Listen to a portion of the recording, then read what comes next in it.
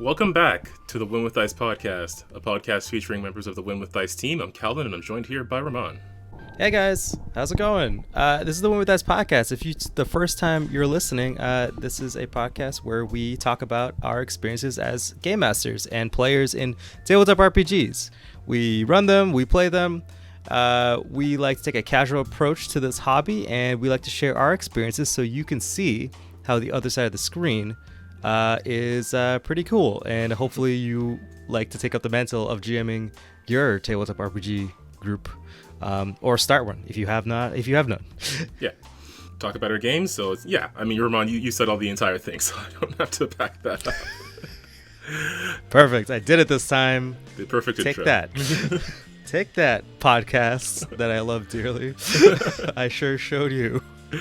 Well, we've got a great Pathfinder game to talk about today. We've gotten back to the pirate campaign, and we visited the witch market, and a whole lot of interesting stuff went on there.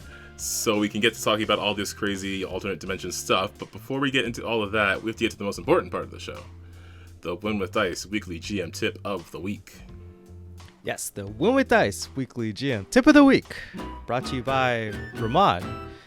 So I guess I'm going to go off of my you'll hear about it in the recap of the game, the session. But I would like to advise you guys to not always take your players' money.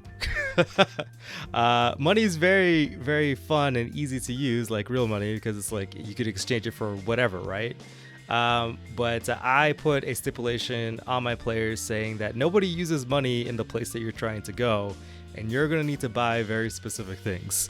So I had them exchange their money for whatever, and it was up to them to barter with the NPCs that they met, the shops and vendors that they interacted with, which ended up being super duper fun. And I would highly recommend it to kind of shake up the game, because I think specifically in like fantasy tabletop RPGs, specifically like Pathfinder and D&D, some of the items, they have like 1,000 gold or a couple thousand gold price tags, but I mean, those things are like epic items and weird items, and the people who are making them don't really need gold. They need the things to make the things that they do, right? So it's like, why bother with the gold when they can just get some weird kooky magic items or some gems or whatever thing that they need to craft those awesome magical wares. But yeah, that's a tip of the week, folks.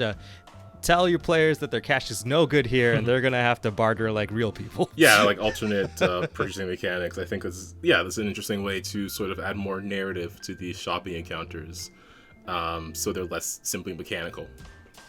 Yeah, and it's better too, because like you can haggle them too. I think it's like you can haggle somebody the price down on something, but you can also haggle up the item you're trying to sell, right?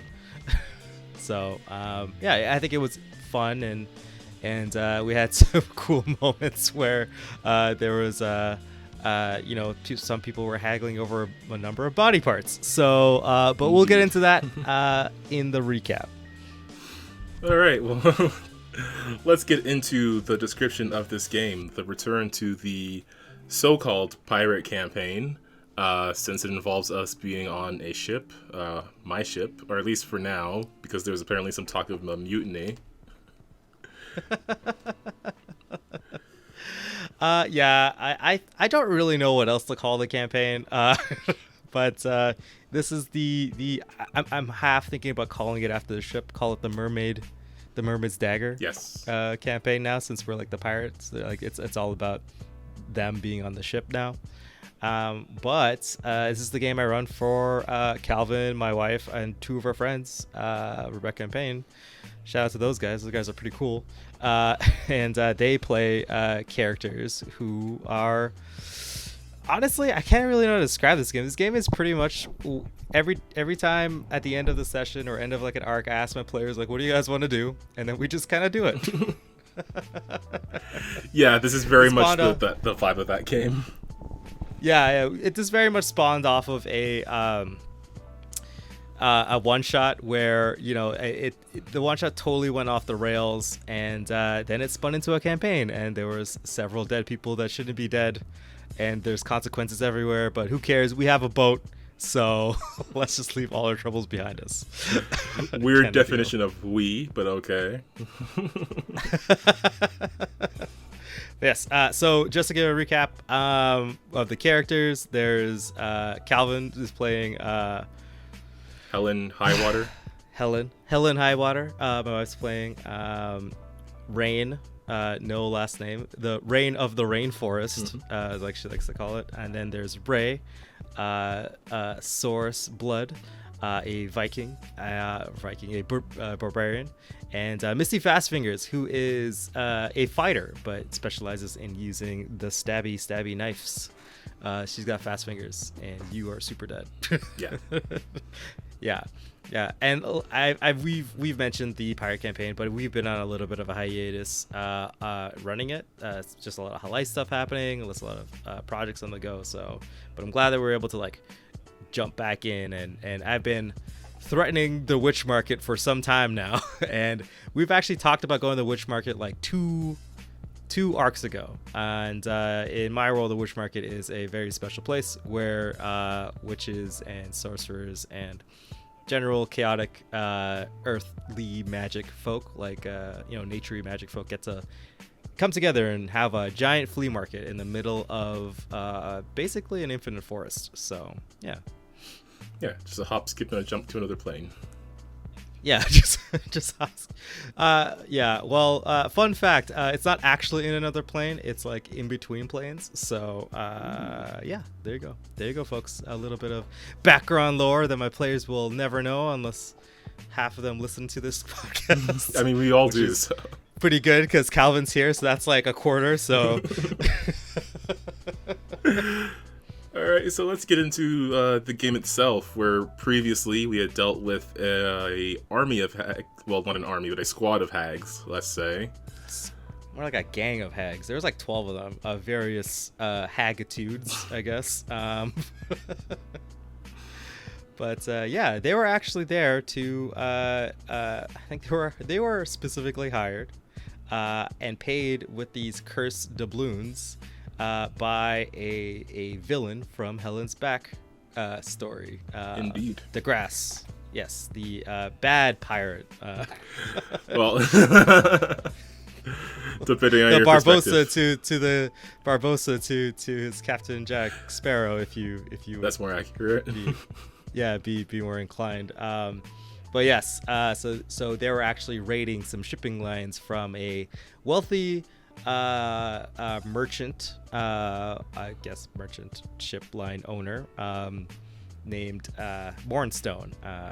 He was running out of one of the coastal cities on this little section of my world, and he was having trouble because a bunch of his ships were being sunk and destroyed. And he's like, screw that, I know some adventurers. Mm-hmm. But yes, so it turns out this hag coven was using some cursed doubloons that is somehow linked to Helen, and Helen found out that she's cursed herself, which kind of makes sense why, she kind of has the worst luck out of everyone. Kind of. There's a bunch of people on her ship. Everywhere she goes, death and destruction follows in her wake. I don't know, man. Life was a lot simpler before she entered my story.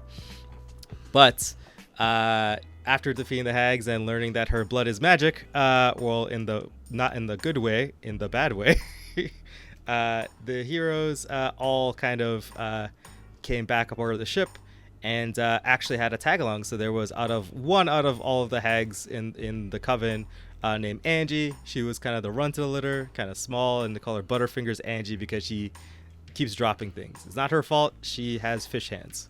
So yeah. By the yeah, they were various aquatic and amphibious hags and or witches. So Angie happened to be a very small, mostly fish and scaly kind of slippery kind of person, and so just call it Angie Butterfingers. That's her old gimmick.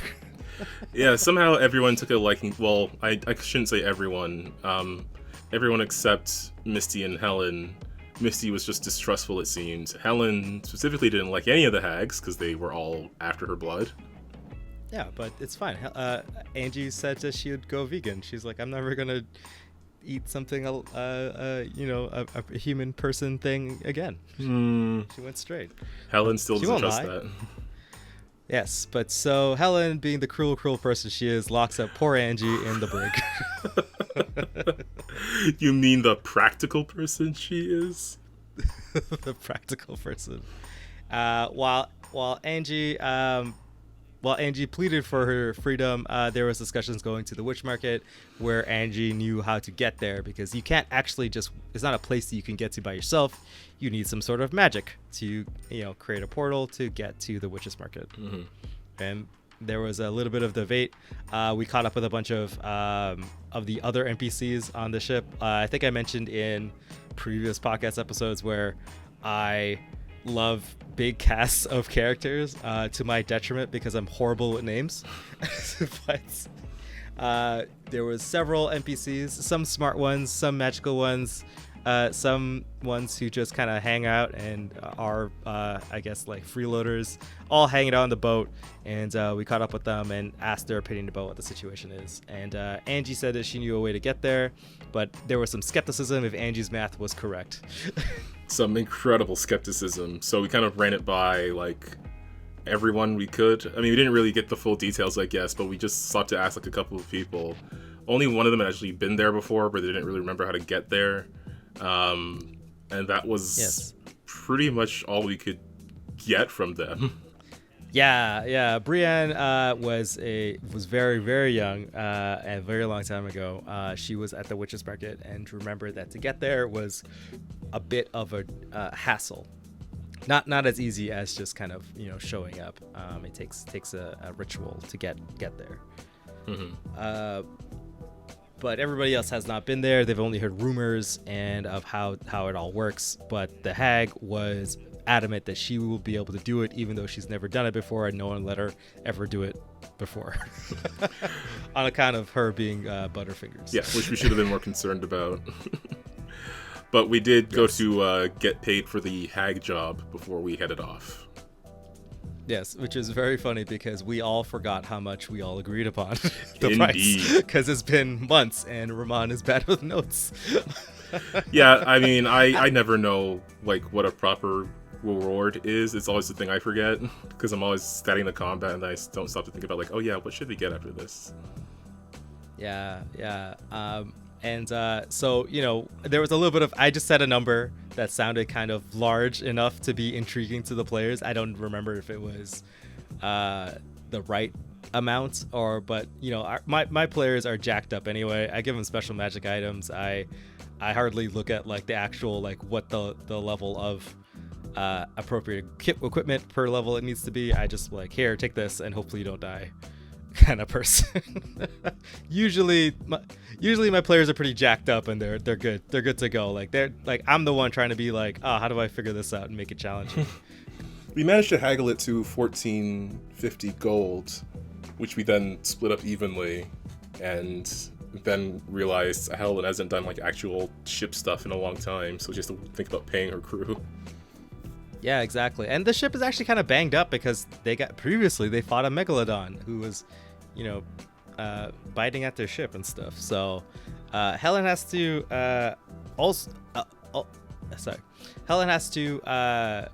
figure out how to actually pay for the repairs because she hasn't done any smuggling. Her main thing is that she's like a pirate, but specifically she's a smuggler, and she hasn't smuggled anything into anywhere in a very long time. Yeah. So we offered to do that for Mornstone. Kind of forgot. Then we got back to the ship and Helen like ran all the way back there. I was like, if you need some smuggling. Yeah, so, but he didn't have any use for Helen right now, mostly because I hadn't thought about it. So he was just like, hey, if you give me something, bring me back something cool that I can sell to somebody, I'll pay you for it, right, kind of deal. And we had a montage of everybody kind of collecting stuff because they were informed that through various people that the witch's market, it's actually like a flea market. There's a barter and trade system, like I mentioned in the episode. There's in the tip that you need to use other things than money. Like money's no good to you there. So I told them that you can transform your any amount of money. We'll say it takes a day for you to find all the stuff or do whatever you need to do. to turn your cash into something that's more tangible or is not cash, right? So there was one point, I think, so Misty was easy. Misty was like, I'm gonna buy a bunch of gemstones, any gemstones I could find. So she converted. I just basically told them, just take that amount of money and just like put it on your sheet separately and write gemstones on it. So it was like, I think she did 500 gold pieces of gemstones. Ray did body parts because she's like, oh yeah, witches are weird and they always want like eyes and stuff. So he just had like like 50 gold pieces worth of body parts, which he said like, he had to like sit there and spend that money and pay off coroners and grave what's it called, grave keepers and stuff like that. Yeah, grave diggers and stuff like that. Like maybe he had to pay off a guard or two to look the other way. So that's how he got all his body parts. And then I think he did some gems, and I forgot what the rest of it was. I think Ray also got a few paintings. Yes. Rain mostly got baked goods. Yes. So yeah, Ray. I told Ray that he was supposed to spend 50 gold on a painting, and I was like, yeah, that's one painting, like, which was kind of funny. And then Rain. I'm telling my players that they can't name characters the same ever again. There has to be different syllables altogether. So Rain, of the rainforest, she went to Brienne, pronounced Brian. Brienne. She's a BR''YAN. I always say Brian, but I don't know if it's supposed to be Brienne. I always say Brian. But yeah, I think her name is Brian right now. But so she's actually a magical baker. She's really good at baking very, very delicious magical treats. So she spent the day getting Brian all the baking supplies and made a whole bunch of magical pastries and stuff like that, so she can go and peddle that off at the witches market, which I thought was kind of cool because I always love when players go back to the NPCs that they know and get them to help out. Yes. And Helen realizing that, wait a minute, this blood is kind of wanted around the witch hags scene. And the witches, the witch scene. Yeah, so she basically just got a couple vials of her blood using her first mate, Jasper, who is a nature druid or druid of the wind or wind and sea. So he was able to make sure that she wouldn't pass out from all the blood loss. Yeah, with just a bit of healing. Just a little bit of healing, yeah. So that was kind of cool. That was very much, I think, a part of the thing. A part of the players. I mean, Misty was very straightforward.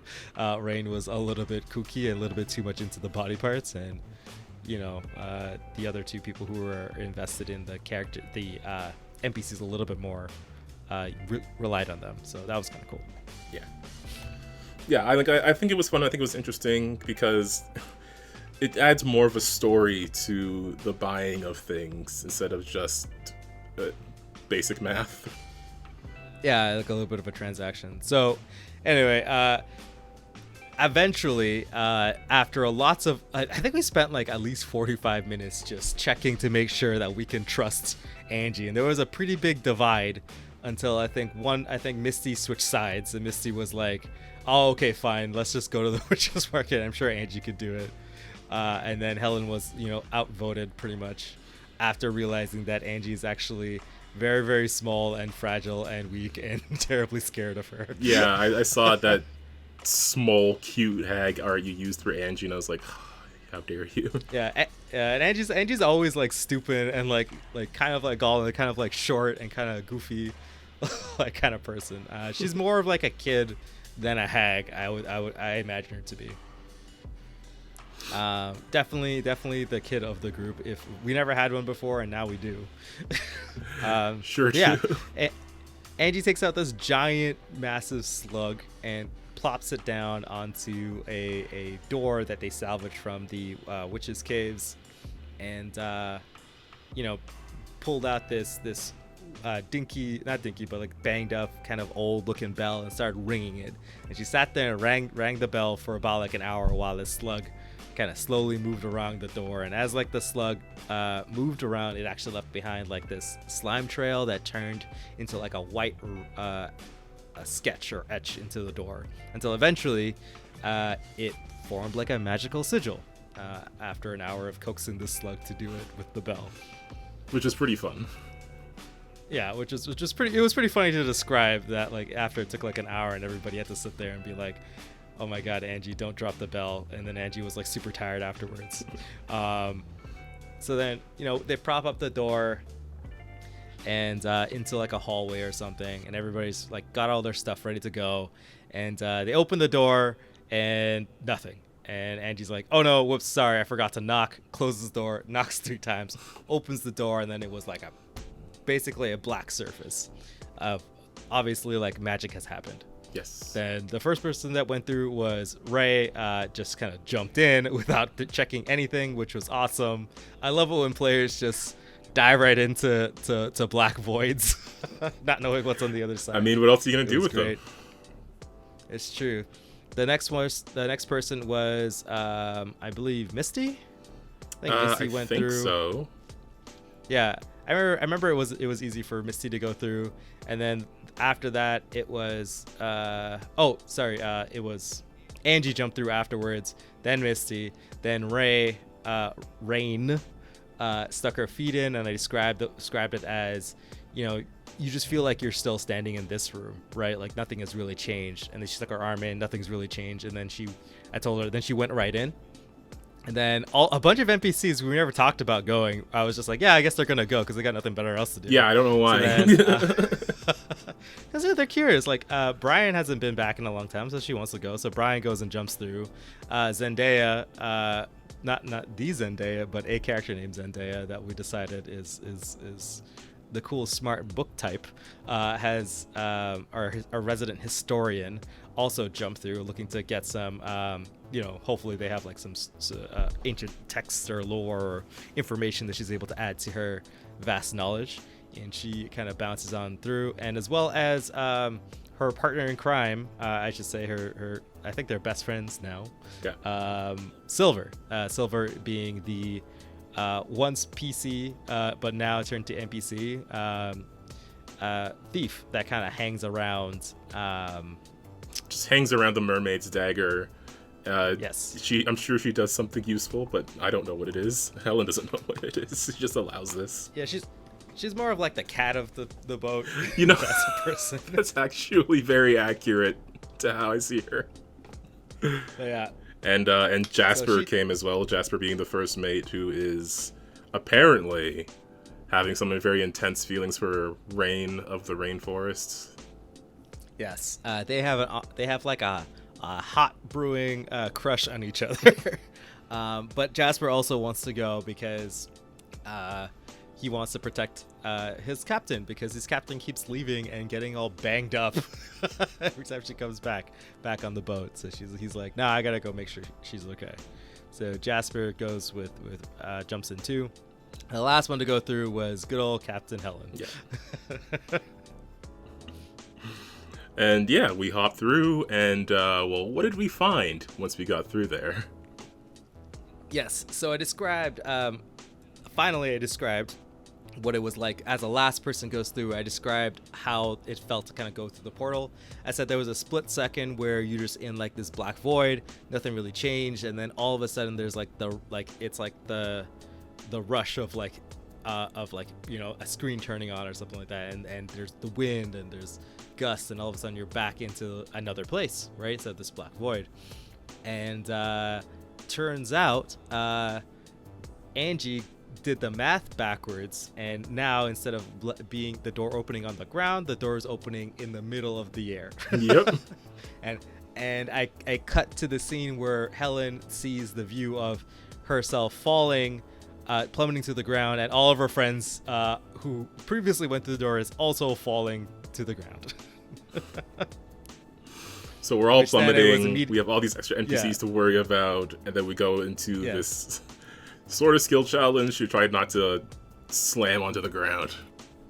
Yeah, basically, I wanted a little bit of excitement that that we had a very long time of just kind of talking and negotiating and like figuring out plans, and I wanted to kind of get some rolls in before we did more talking and walking and stuff like that. So a little bit of excitement for the players, and so everybody had to figure out. I basically told them, like, listen, you have to make some skill rolls. You can use your spells, use any abilities you have. Just tell me what you're gonna do to make sure you and your friends don't go splat. which was pretty cool. So I think Rain went first and rolled like a Arcana or like a Knowledge Nature check to kind of cast like this gust of wind spell to kind of stop her from falling, like slow her down, to bring like this, like basically this gust tornado kind of rolling force of wind to slow her down a little bit. And I said, basically my idea was, if they rolled high enough, they can save X number of NPCs, because they had a bunch of NPCs kind of floating around, and they're not going to roll because they're not the heroes. You guys need to save them. Of course. But after in like a good scenario, if you're able to save one NPC, they're able to help you out, but you're still the one rolling essentially, right? Yeah. So she had to she rolled okay enough to save one NPC. So she chose Jasper.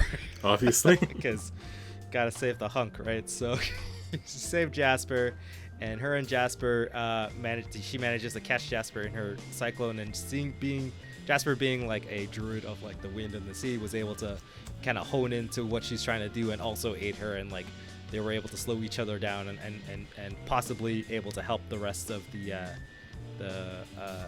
crew that was falling. Misty has a pair of flying boots, but we weren't sure if like she wasn't too sure if like she needed both flying boots because two of them on her feet can make her fly no problem, but she just really needs to slow down.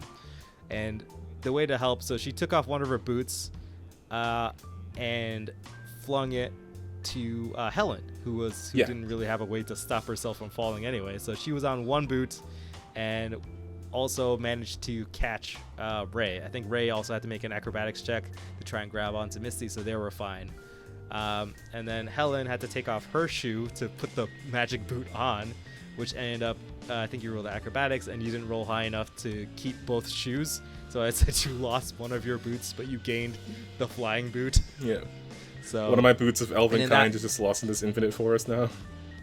Yeah, basically. So you gotta find a new one, Chief. Sorry. And then what else happened? Oh yeah, so then there was all the NPCs kind of falling. I think between like a rope and a grappling hook and a couple of strength rolls, they were able to kind of turn their fall into a comedic swing instead. Pretty much. And then eventually Rain and Jasper, they were able to help slow down Brian and Angie, and then with like a rope and a grappling hook that Misty had and a throw of the rope from Ray, they were able to sort of catch onto Zendaya and Silver to help like slow down their fall. Yeah, and then I think we instead of it being like, again, straight down, it was more of at an angle. So I said, yeah, you guys all like smashed through a bunch of trees and like hit the ground pretty hard, but everyone's fine. No HP damage. It's just like, it just kind of like, you guys are like, oh, that was crazy. Yeah, which is kind of cool. But yeah, I like the moment where it wasn't even my idea to have Jasper help out. Rain was like, oh yeah, Jasper and I can do like a gust of wind together and slow down two other people. So I was like, yeah, that's pretty cool.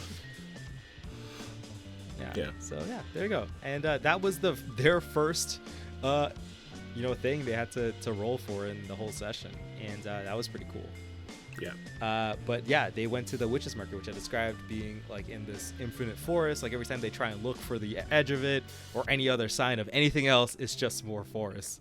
And that was unnerving a little bit.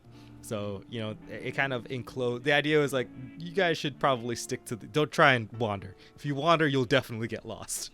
But I want my boot back. The forest has gotten it. Oh.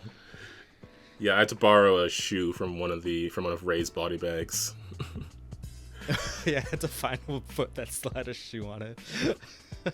So Helen had this awkward pirate-like limp the whole time. Yeah, which was pretty funny.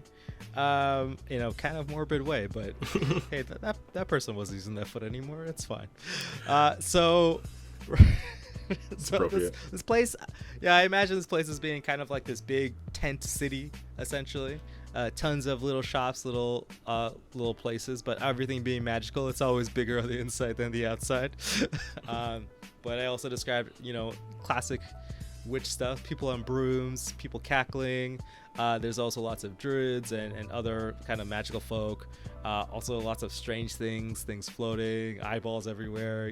You kind of get this idea of this being kind of like this street market, but a magical street market where, things are a little bit creepy, but also kind of wacky at the same time. Yeah. Yeah, I've been watching a lot of Owl House recently, and there's a lot of scenes that involve going to like different markets and stuff. And I was kind of thinking about that a bit in the background because they're all very like creative, different kinds of stalls and things like that, and I was kind of getting that sort of vibe. Yeah, that's what I was the intended. But I didn't have a map or anything like this. It was all through their mind, and I was just like, hey, you guys, these are the list of things that you can get. This place is pretty huge. You just have to find the right person to get you what you need, right? So, and then immediately everyone was like, I'm gonna grab an NPC and I'm gonna split up. And I was like, oh. Yeah, the most exhausting way for us to have done anything, at least for you. Yes, because they wanted to cover a lot of ground really fast. But it was funny because I never suggested it. I thought maybe you might split to one or two groups, right? Like just kind of split off that way. But I did not expect everyone to be like, okay, I want my own thing to happen. So let me find a buddy. I think we just kind of ended up like, because we had 4 items to get to reconstruct the demon net. And we had 4 players, and after Silver randomly ran off, we also had 4 NPCs. So it just seemed, I think it just like split up very well that way. Yeah, because, oh man, it was like, I was like, immediately, I was like, oh no, what have I done to myself? My players are crazy. So yeah, I mean, it's also a little bit revenge for the whole falling thing, so. That is fair. I just thought it was cool. I actually took that image from, or like that whole scene from manga, Chainsaw Man. There was a, spoilers alert, there's a one point where you go to, where they went to hell, but to get to hell, it's through a bunch of doorways, and the doorways are the sky. So the door just opens up in the middle of the sky, and everyone just falls through. That's like how you get to hell. So, but yeah, I saw that image, and I was like, that'd be pretty funny if that happened. So yeah, that's where I stole that from. You guys can go ahead and totally steal that. I think it's a cool way to get somewhere. But yeah, everyone split up. So for some reason, Ray immediately was like, I'm going to partner myself with Angie. And they went off to do weird cookie stuff with his bag of body parts. Yeah. They were on team, because the things we had to get were angel hair, liquid mithril, essence of void, and very specific high quality silk rope. So Ray and Angie were on team void. Yes, because that, I don't know, you sent those guys to get something that's crazy magical and technical. But yeah, so they went off to do that. Calvin, who you have the notes of where everybody went? Yeah, so team angel hair was Rain and Jasper. Team Liquid Mithril was Misty and Brian, and then Team Rope was Helen and Zendaya. And Helen was going to try to keep an eye out for Silver as well, but Zendaya also wanted to buy books at the same time, so Helen was a bit busy trying to be the mom of the group. As always, and I would argue Zendaya is the least combat-oriented one out of everyone, because at least Brian can cast spells and stuff. But Zendaya is actually just a regular person. Yeah. She's super duper. A smart person who's a librarian, but also not very combat oriented. Yeah. She has the superpowers of having a big brain. She has a giga brain, but that doesn't translate to zapping people or smacking people. Pretty much. Unfortunately. But yeah, so Helen went with her. I think I started off with Ray, because Ray and Angie, team Void, because the player Payne was very excited to just get going. So I was like, all right, man, you seem like pretty eager, so let's go with that. And he just kind of stood up in the middle of a crowd and was like, get your body parts, get your body parts. We got feet, we got hands. Started selling stuff, and Angie kind of got the hint and was like, also yelling, which, by the way, at the end of this whole session, my voice was destroyed because I had to voice so many characters. But he ended up meeting a sort of very, very chill dude who is also a post-mortem crafter, aka a necromancer, named Wood. So post-mortem crafter, Wood, get out of here. Post-mortem crafter, man. He's basically like a recycler. All right, he's zero waste. That's even worse. Planet conscious kind of person. Sure. So yeah, and his name was Wood, and Wood had a stoner demeanor. I had no clue how any of these characters would play out, but I looked at Wood and I looked at Payne's vibe, and I was like, oh yeah, I think he would vibe with like a stoner character. He's just kind of into like, yeah, I'll buy some feet. So, for a project he's working on.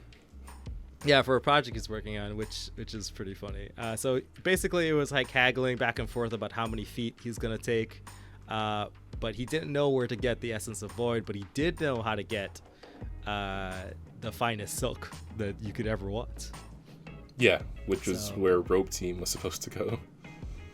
Yeah, but so after a while of haggling, I ended up making good friends and like apparently just basically spending all of his feet and gems and paintings on. He made a new pal named Wood, and Wood gave him a pan flute to summon him whenever he needs help. Essentially, I think he also traded for like a collar because Ray has a pet petrosaur that he rides sometimes, and he wanted to like shoot fire as well. So I was like, okay, here, take this collar of I forget what I called it, but it was like it's a collar of like extreme Petrosaurus awesomeness with nitro injection, and you just put it on the collar and it could like cast produce flame, and it's like shot flame from its face. And I was like, yeah, that's cool. And Payne was like, yeah, this is exactly what I wanted. And again, because it was all haggling, I didn't care how much it cost. I didn't really have to think about it. I was just like, I think would just like a set of 4 feet, and he's gonna try and get a set of 4 feet from Payne. Yeah. Yeah. Like it wasn't a gold haggling thing. It was just like the narrative of, oh, I've got body parts. Oh, I've got this collar. You just figure out a trade. Payne was like, oh, I'll sell you 3 feet, and then Wood was like, but I would need a set of both, so I need 2 feet each, and he was so 4. And Payne's like, oh yeah, that would make sense, man. Like, why would I sell you only 3 feet? Which was the funniest conversation I had in a long time. But yeah, so after that, they went to. I switched over to Brian and Misty. Who were team Mithril. Mithril, yeah, sorry, liquid Mithril, and she was basically was like, let's. Brian said, oh, I kind of knew a spot. Let me see if I remember when I was younger. Let's go check it out. So I had her roll like society because she's trying to navigate the streets, and Misty rolled really poorly, and so I was like, yeah, you found the tent where they were, and now the tent is destroyed and no one's here, it's all gone. So then I was kind of like, oh man. But then Misty was like, all right, now to like just I'm gonna do this my way. Yeah, we're gonna do this my way from the street. So she just grabbed a random dude, and turned out that dude was basically just like a regular dude from like the chest down, but up top she had like a really long crazy looking dog head. And she was like, listen, punk, tell me where to find like the liquid mithril. And he was like, okay, but it's gonna cost you. So then after some bartering with some gems, he gave her some directions and told her to look out for like this symbol of like 3 eyes and a heart, and if you find the floating fish, you've gone too far. And so she ended up rolling again to use those erections, but she ended up rolling poorly again, and then she found the floating fish. I described it to being like, like a fishmonger, but instead of like keeping things in tanks or on ice, it's just floating in globs of water. Yeah, which I thought was pretty cool. Koi fish. Yeah. Also, Brian thought that the whole interrogation Misty did was pretty cool, and Misty had said that like she got that instinct from her dad or something. Yes, or from her father, and then I think Brian said something about her dad, and then Misty was like, "He was my father, not my dad," or something cool like that.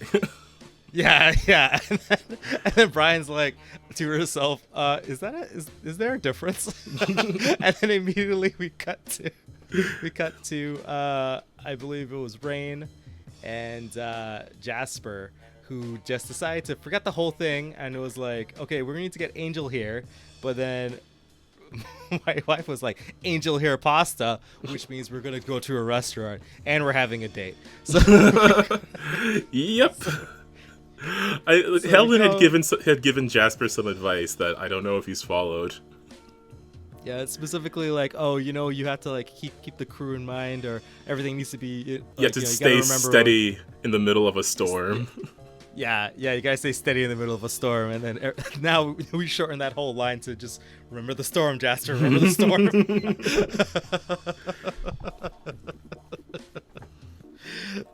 But I think that to be fair, my wife has been looking forward to taking Jasper on a date, so I was like, okay, Jasper's gonna give in because he definitely would want to. And to be fair, Helen has not given them shore leave in a very long time, so he's been nothing but work. I mean, we've been pretty busy, months but okay. Now. Oh, I should have told the others they can relax. No, they can't relax actually, because see, exactly.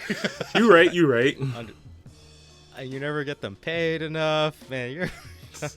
Look, when we get back from this, Mornstone will give us a job, and then when we're done with that job, we'll take some shore leave. But yeah, so they went to a place. Since I had no clue, I had the idea of a restaurant, but I had no clue what it was. So it ended up being an Italian restaurant for the angel hair pasta, and they had the cute Lady and the Tramp moment. Is it Lady and the Tramp? Yeah, where the dogs. Yeah, where they're eating out of the same bowl of pasta, and they ended up smooching, and it was just like, ooh. It was very sweet. Calvin is totally like into the whole Jasper Rain thing, but Helen is like, I can't lose my first mate. So Jasper's pretty sick, and a big part of the Mermaid's Dagger's success is how Jasper can literally call the winds. Yes. To wherever it is.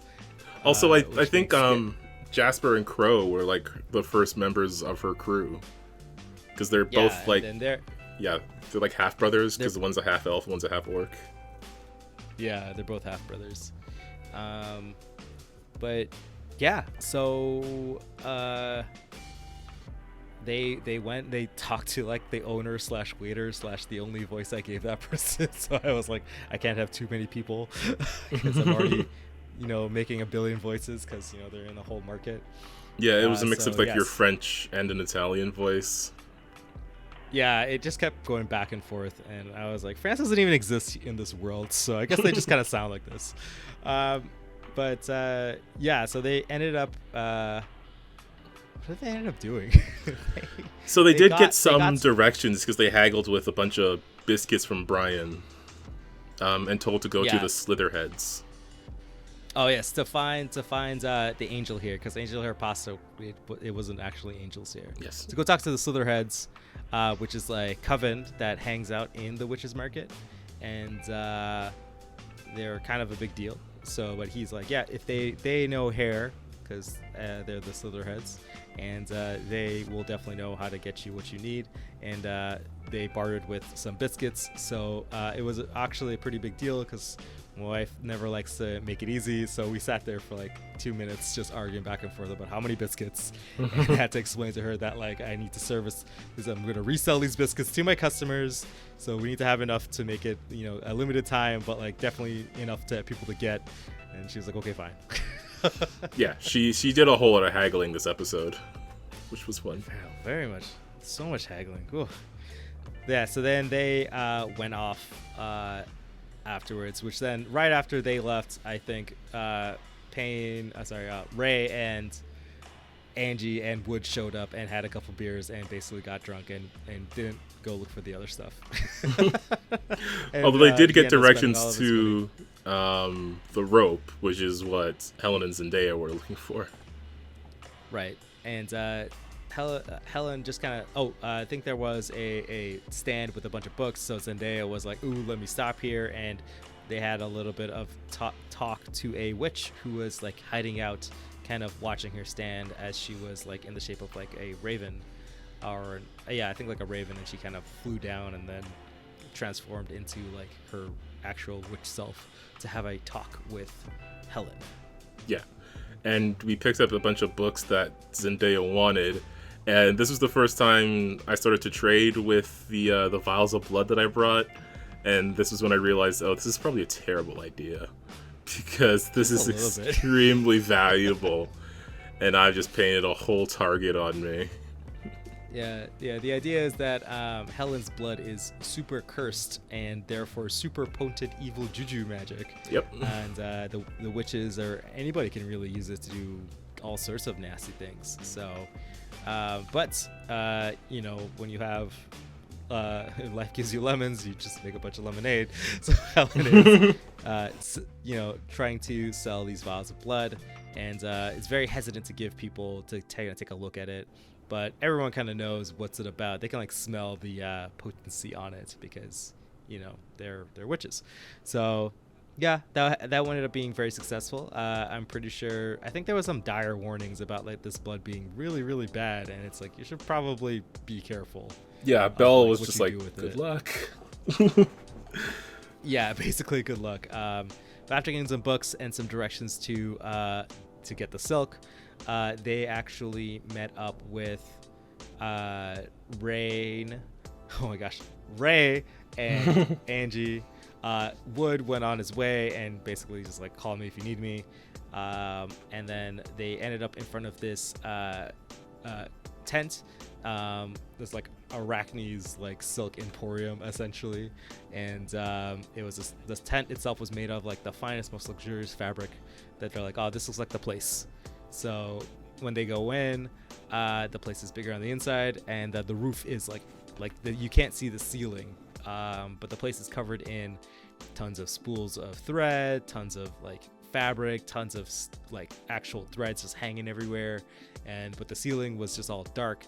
And then they basically saw eventually, after ringing a bell, a person kind of appeared, seemingly kind of walking but not making any noise, and possibly not even hitting the ground. We can't be for sure.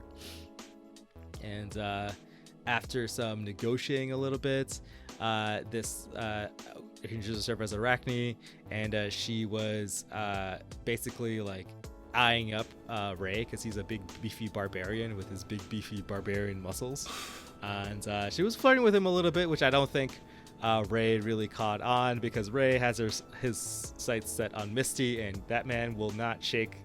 If he likes somebody, he'll like somebody. Just unshakable loyalty. Yeah, unshakable loyalty, which is pretty fun. But after some perception checks, everyone I think it was Ray missed it, but Helen saw that the person was actually there's like some strings attached to them, and almost like it's being marionetted. Yep. Right. But she wasn't too sure where the strings were coming from. And after that perception check, I basically went into this might be a combat scenario, and had Ray kind of be strung up by a bunch of strings all of a sudden. Same with Angie. I think I had Zendaya kind of just basically cower her in the corner because she was like, I don't want to put her in danger right now. But yeah, she was there with like an armful of books, just like hiding. Yes. And the idea was, we could walk away with the silk, but she wants Ray, right, essentially. And Ray was not about to have it, so he busted out. He was about to enter a fight.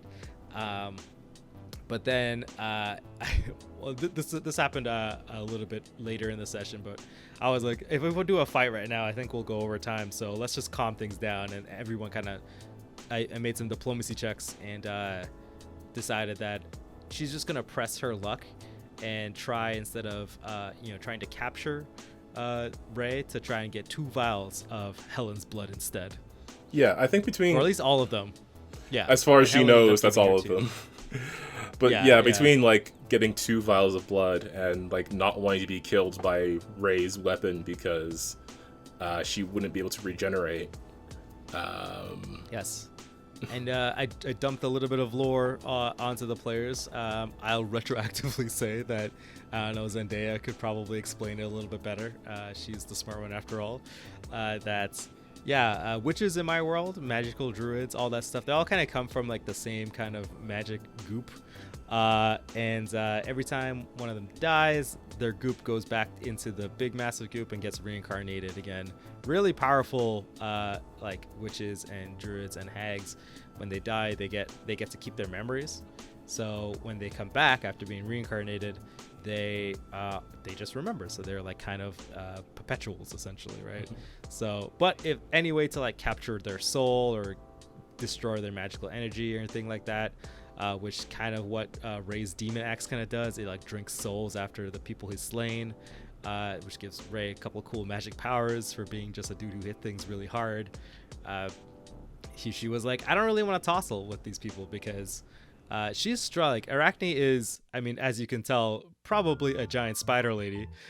Does not want to die in a silly fight and to get her soul eaten by an axe and can't be reincarnated. So I think we could have taken her. I mean, maybe being flanked by a barbarian and a rogue, being attacked by a swarm of spiders. Yeah. I don't know. But we'll maybe we'll come back to that. Arachne is possibly not done with Ray yet, or Helen, seeing how she got 2 vials of her blood at the end of this transaction. I think this won't be this definitely won't be the last time you see of her. But yeah, that was one of the possibly combat encounters I planned for the totality of the Witches Market. But I decided that I think this session just kind of wanted everyone to kind of talk to a bunch of NPCs, and combat can happen later. Yeah, that's kind of what we got out of it, and we did successfully get the rope. And also, Mithril team did successfully get their Mithril after meeting up with another baker that lived in the Witches Market, or worked in the Witches Market at least. Yes. So one of Brian's, I guess, a person that she met a long time ago, right? Like a younger witch too, who they both decided that they're going to grow up to be bakers and become pastry chefs essentially. And she ran a donut stand, and I described this donut stand. I found this wicked awesome picture of this witch and a bunch of bats baking a bunch of donuts, except the donuts all have like faces and they're all like screaming. Which is terrifying. Yeah, which is terrifying. But I didn't say they were screaming. They were like silently screaming because they don't have vocal cords because they're donuts. They might have a little bit of sentience because they're magical donuts, but yeah, it was pretty funny. Neither of those are better. Yeah, I know, but they're damn delicious. So yeah, these donuts. Nice. Helen can relate to these donuts. Yeah, so they found what did I call her? Marilla, I think is the name of the baker. Yes, Marilla. And Marilla was like, oh, hey, Brian, let me take you to the place where I think you can find the Mithril. And I described that there's like this kind of area where it's all about like the cool fashion. Everybody kind of dresses up like an animal. It's like the animal, or like a very specific theme. Everything they are is like what that person like. I think I pull up a picture of a octopus witch, and she had like a hat with a tentacle and stuff like that. And I was like, yes, this is the person, this is the place. And then she ended up going to the Hoot House, who is run by Maeve Murrock, a witch who likes to transform into an owl. So she has a bunch of owl-like clothing, and she runs this basically like a magic jewelry shop. So she would need to use like the magic mithril and like any other metals or gems or anything like that to make the jewelry. So actually it was like a really good fit overall for what Misty brought. Mm-hmm. She was definitely interested in getting the gems from Misty.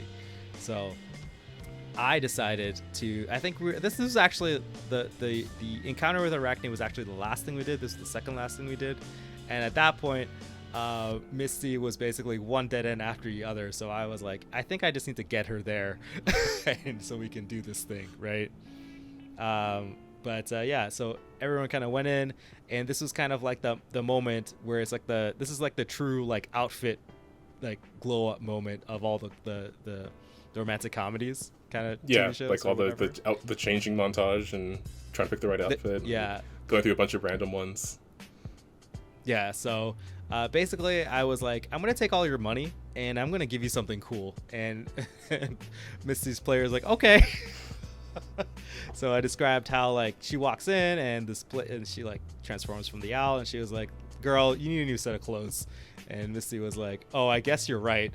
So then, a couple of montages later, Misty ended up with this cool, like based on her, she has a dagger named Steve the Snake Dagger that she can like stab people, and it also poisons her, and this was like a cool snake on it.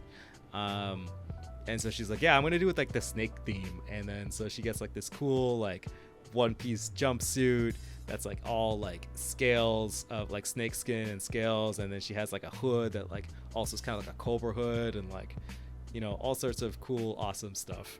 So basically I was just like, okay, this is scale mail armor now, because the witches can definitely infuse enough magic into a fabric to make it as good as armor, in my opinion. And also it can also resist some magic, because like snake scales are like, they're like scales, so they're probably like, you know, magic kind of washes off of them a lot easier. Something like that was my idea. But yeah, and as well as like she got the this big jar of like liquid mithril, which I described as being like a more blue tinted mercury. Mm-hmm. Which is kind of cool. And she also got a cool handbag, which was basically a bag of holding to match her entire outfit, as well as getting outfit changes to both Marilia and I think Brian got like a dragon like outfit as well. I'm very excited to see what'll happen when Ray sees Misty in her new outfit. Yeah, like she got like dragon plus bakery stuff, and Rilla got like bats plus donuts, and I was like, yeah, this is pretty cool. That's fashion. Yeah, Misty was Mrs. Player was very happy, so that was good. And that was the kind of totality of the Witches Market. At least the first session. There was no combat, which is the opposite of what I do all the time, which was apparently more exhausting for me. Making a bunch of voices and coming up with a bunch of stuff was a little bit draining for me, because I'm not used to it. But yeah, I had tons of fun. I wish I could keep playing a little bit longer, but my voice is going out and we're running out of time. So yeah, that's that was when we called it.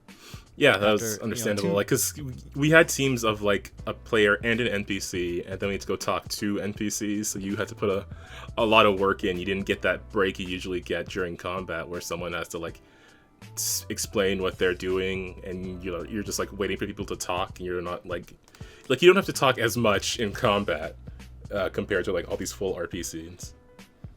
Yeah, where it's like, the players will talk to the NPC and then also talk to the other NPC, and then the other NPC has to talk to the other present NPC. Like it was a lot of, It was basically, I talked for every time a player talked, I talked like 4 times. So pretty much. Whew, it was a lot. So yeah, I'm very excited. I'm actually super excited to keep the ball rolling and continue the adventures of the pirate campaign and the crew and the heroes going through the Witches Market. That's 2 items down to remake the Demonette. By the way, they're making the Demonette to go and capture basically a demonic sorceress named Mr. Sonata, who is the big bad, after she kind of destroyed Zendaya's home, and to go and capture her in the Demonette so they can, put her down. But she's mad strong, and they're like, we need something cool to capture her in. I don't know what we're going to do about her dragon, but... That's think everyone kind of forgot about the dragon, but maybe by the time you guys get there, the dragon will be, you guys will be kind of okay enough level to fight it, but we'll see. Yeah, no, we for sure won't. That thing's like ancient. Yeah, it is. It's very much like a level 20 dragon. And we just got to level 6. Yeah, it's like legendary. The thing destroyed the entire city basically single-handedly. Oh no, I'm just realizing how terrible an idea this all is. Yeah. But the demon knight will be useful regardless because Alinea was kind of surrounded by a demon forest with a bunch of demons in it. So now that the city is destroyed and the walls are kind of broken, the demons have now infested the city. So the demon knight will probably get a lot of uses. I hope so. Yeah. It'll be fun. I have plans, like I mentioned before, that I figured out kind of what the ending's going to look like. So we just got to get there. Yeah, and we got to figure out how to deal with the dragon once we get the net to deal with the demon. Yes. But yeah, the party's still a bit split up, but we've got 2 more things to get, and we can... I think Silver was also in that fashion district as well, or at least lurking around there. I'm Silver's basically the person keeping tabs on all the groups. So she's like kind of doing her own thing, kind of wandering around, but also like keeping track of like the sightings of the crew because she knows who they are and what they look like. So yeah, at any moment the teams want to feasibly link back up, Silver will probably just appear and just be like, "Oh, I know where those guys are. Come follow me." So mysterious that. Totally not planned. Obviously, I didn't even realize that we had like 1 extra man, and I was like, nope, I'm not gonna deal with Silver. So I'm just gonna be out, but she could still be useful. I mean, it made sense for her. Yeah. That was the session, and it was super fun. I learned a lot. Most of that session was not planned out at all, by the way. That was again rolling off of the cuff. I had like some loose ideas, but and maybe some. I had a lot of pictures and a couple of first names, and some ideas. But I like the way that everything kind of shook out, and it was really, again, this group is super duper involved in the story and always likes to add their own flavor into what's happening. So I think it works out very well for me all the time. Yeah, I think it did. I think I had a lot of fun with this one. I like doing all the character stuff. I don't know what we're going to do next, but we might just fight Arachne, and if we do, I'm going to steal my blood back. Oh, Calvin, you fool. How is she going to find you? She has your blood. You probably used it all to go find you. Oh, no. We'll see. Oh, there's so much usage for your blood. It's crazy that you gave me 2 vials of it. I don't know. I mean, Belle, the bird lady, seemed cool. Arachne is very clearly not cool, but I think we can take her. I mean, Belle's not good. I mean, Belle's not a good person at all. Oh, no. You mistake calmness for goodness, my friend. Oh, no. But we'll see. Yeah, it's funny too because this party is like the most evil party I've ever ran ever. Like most people just choose violence immediately, and it's the best. I love that the good guys aren't really that good, but they're definitely better than the bad guys. That's our slogan, actually. I think it was a great session. Anything else you want to say about it before we move on? No, but I'm just excited to continue, and there's some characters that were featured in other campaigns I've run in my world, so I'm excited to kind of tie that shit back together. Only person who'll actually notice is Calvin, but heck, whatever. Well, it's been a minute, so hopefully I will. Yeah. I have a memory like a nice. sieve. That's why I always write down notes. True. Remember like a sieve. Damn you, Gandhi. Why are you shooting nukes at me? We were friends. You're supposed to be peaceful. But yeah, I'm excited to have some big name characters show back up, and it's kind of cool to have running 2 games in the same world where some bad guys can have some crossover. So yeah, that's it. All right, well, if you want to hear more about the next part of our adventure in the Witches Market, or any more of this campaign, or any of the other games we've talked about, or just general Pathfinder Lancer, Mutants and Masterminds, Starfinder, whatever other games we want to talk about on here. Why not hit that subscribe button and like this video so we know you liked it. Definitely appreciate everybody who comes by and listens to the podcast, and we're very excited to talk about more of our games and things like that. Before we head off, I do want to give shout outs to all the people who we have linked below in the description. There's a whole bunch of creative Lancer stuff in there that you can go check out, as well as links to the Untold Stories project, where I'm at every Monday, playing in their superhero Starhaven game. At time of recording, we're in the middle of a crossover with their Tuesday night show, City of Destiny, which is coming close to its finale. So be sure to go check them out and support the show. It's been really fun to watch those self-described disaster bisexuals. It is very chaotic, and I love watching that show, and it's really fun to partner up with them because we get to have so much character interactions, which are my favorite part of crossover stories. So definitely go check that out. We got assigned. We discovered the big overarching plot of a certain thing, and now the next one I think is going to be largely a big old battle. So definitely go check out the channel so you can see whatever cool combo moves we come up with. Ooh, nice combo moves! Awesome. Yeah, I hope we get something awesome out of that. So yeah, definitely go check that out. And that's about it. Ramon, anything else you want to say before we head off? If you think about it, a coven is kind of like a gang. So do whatever you think that's gonna be useful for you. So yeah. Join a witch gang. Join a witch gang. All right, folks, all the players and GMs out there, just remember to keep on winning with dice. And we'll see you next week. Bye, guys.